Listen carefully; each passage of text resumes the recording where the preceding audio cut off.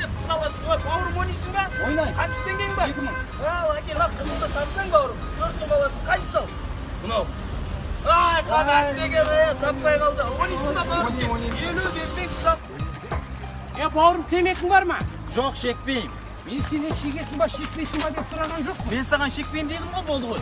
Бокс кешіне бұқан мүйізін сындырайын. Не деген кеп тұр сен? Топтандар, сабыр саттыңдар. Мен стройкада жұмыс істегем. Толықтай жалақым берген ғой.